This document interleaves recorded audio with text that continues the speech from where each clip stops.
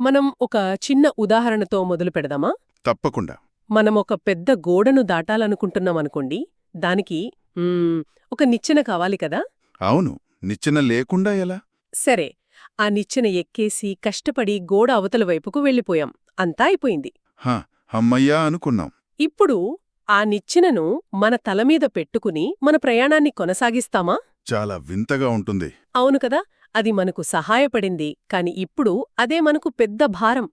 సరిగ్గా ఇలాంటి ఒక ఆలోచనను రేకెత్తించే ఒక లోతైన కథ గురించే ఈరోజు మనం మాట్లాడుకోబోతున్నాం. చాలా ఆసక్తికరంగా ఉంది. మన దగ్గరున్న సోర్సెస్ అన్నీ బౌద్ధ బోధనలలోని ఒక ప్రసిద్ధ ఉపమానం చుట్టూ ఉన్నాయి. దాని పేరు తేప్ప ఉపమానం. The parable of the raft. అవును. ఇది అలగద్ధూపమ సుత్త అనే ఒక ప్రాచీన బౌద్ధ గ్రంథం నుండి తీసుకోబడింది.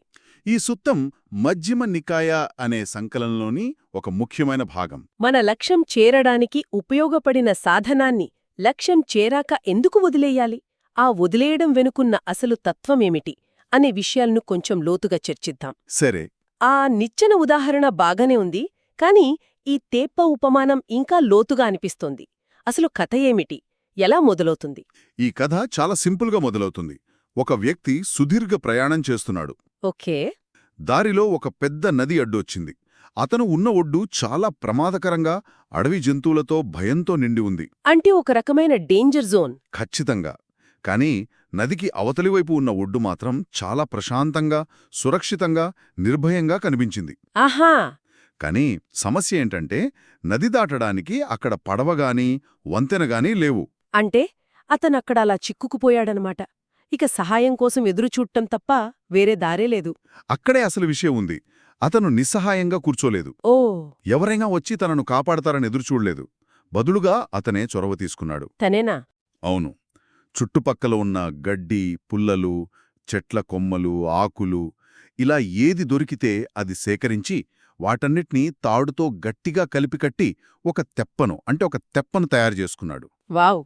అంటే సాధనాన్ని తనే సృష్టించుకున్నాడు. ఇది చాలా ముఖ్యం. ఆ తర్వాత కేవలం తెప్పను నమ్ముకోకుండా తన చేతులు, కాళ్లతో గట్టిగా శ్రమిస్తూ ఆ తెప్ప సహాయంతో అవతలి ఒడ్డుకు సురక్షితంగా చేరుకున్నాడు. ఇక్కడ స్వయం కృషి, ప్రయత్నం అనేవి కీలకం. ఓకే.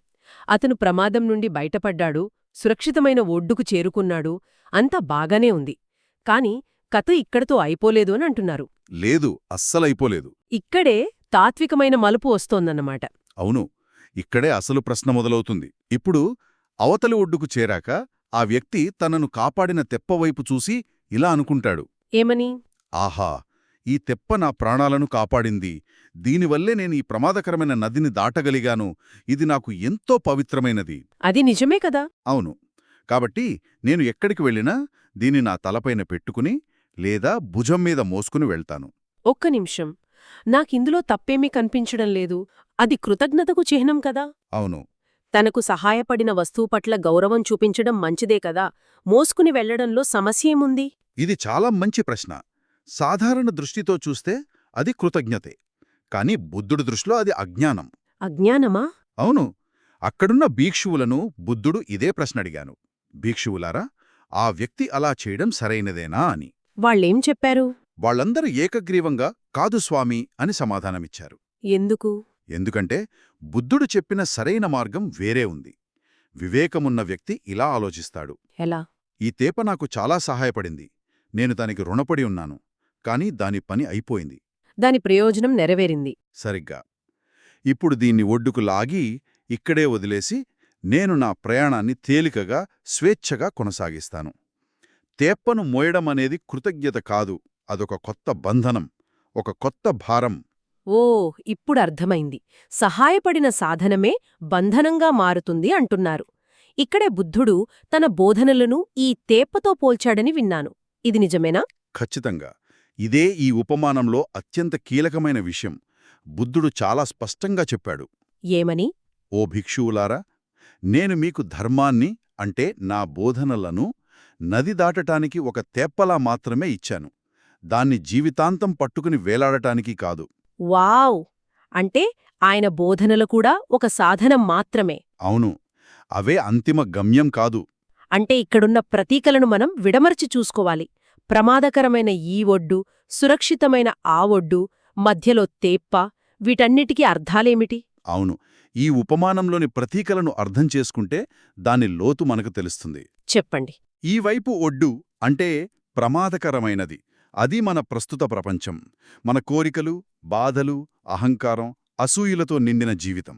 బౌద్ధ పరిభాషలో సంసారం అంటారు కదా. సరిగ్గా అదే, పునరావృతమయ్యే జనన మరణాల చక్రం. మరి అవతలి ఒడ్డు? అవతలి ఒడ్డు సురక్షితమైనది, బాధల నుండి విముక్తి, సంపూర్ణమైన శాంతి, జ్ఞానోదయం. దీనినే నిబ్బాణం లేదా నిర్వాణం అని పిలుస్తారు. సరే, ఇక మధ్యలో ఉన్న తేప? ఆ తేపే బుద్ధుని బోధనలు, ఆయన చెప్పిన అష్టాంగ మార్గం, ధ్యాన పద్ధతులు, నైతిక నియమాలు. ఇవన్నీ సంసారమనే నదిని దాటి నిర్వాణానికి చేరడానికి ఉపయోగపడే సాధనాలు. దీన్ని మనం ఒక మ్యాప్తో పోల్చుకోవచ్చు. మనం ఒక కొత్త ప్రదేశానికి వెళ్లాలనుకున్నప్పుడు గమ్యం చేరే వరకు మ్యాప్ మనకు ప్రాణం. అవును, కాని గమ్యం చేరాక మ్యాప్నే చూస్తూ కూర్చోము కదా. ఆ ప్రదేశాన్ని ఆస్వాదిస్తాం, అక్కడి అనుభూతిని పొందుతాం. సరిగ్గా చెప్పారు. అయితే మీ మ్యాప్ ఉదాహరణలోనే ఇంకో కోణం కూడా ఉంది. ఏమిటది? కొంతమంది మ్యాప్ ఎంత అందంగా ఉందో, దాన్ని ఎవరు గీశారో, దాని కాగత నాణ్యత ఏమిటో చర్చిస్తూ ఉండిపోతారు. అసలు ప్రయాణం మొదలు పెట్టకుండానే. అవును. అలాగే కొంతమంది బౌద్ధ బోధనల సారాన్ని గ్రహించకుండా కేవలం వాటిలోని పదాలను, సిద్ధాంతాలను పట్టుకుని వాదిస్తూ ఉంటారు. నాకన్నీ తెలుసు, నేను ధర్మాన్ని పాటిస్తున్నాను అనే ఒక రకమైన ఆధ్యాత్మిక అహంకారం పెంచుకుంటారు. Spiritual ego. అదే. అప్పుడు ఆ తేప్పే వాళ్లను ముంచేస్తుంది. విముక్తికి సహాయపడాల్సిన సాధనమే ఒక బంధనంగా మారుతుంది. ఈ రోజుల్లో మన తేప్పలేమిటి అంటే, మనం పట్టుకుని వేలాడుతున్నవి బహుశా మనం కష్టపడి సంపాదించిన డిగ్రీ కావచ్చు. లేదా మన ఉద్యోగ హోదా, మన రాజకీయ సిద్ధాంతం, లేదా మనం నమ్మే ఒక మతపరమైన ఆచారం కావచ్చు. నిజమే.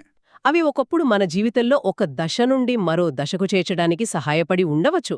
కాని ఇప్పుడు అవే మనల్ని ముందుకు వెళ్లకుండా, కొత్త విషయాలు నేర్చుకోకుండా ఆపుతున్నాయేమో అనిపిస్తుంది. ఇది చాలా ముఖ్యమైన పాయింట్. ఈ ఉపమానం కేవలం ఆధ్యాత్మిక సాధనలకే కాదు, జీవితంలోని ప్రతి అంశానికి వర్తిస్తుంది. అవును. మనమొకప్పుడు నేర్చుకున్న నైపుణ్యాలు, మనల్ని నిర్వచించాయని మనం భావించే గుర్తింపులు, ఇవన్నీ తేప్పలే.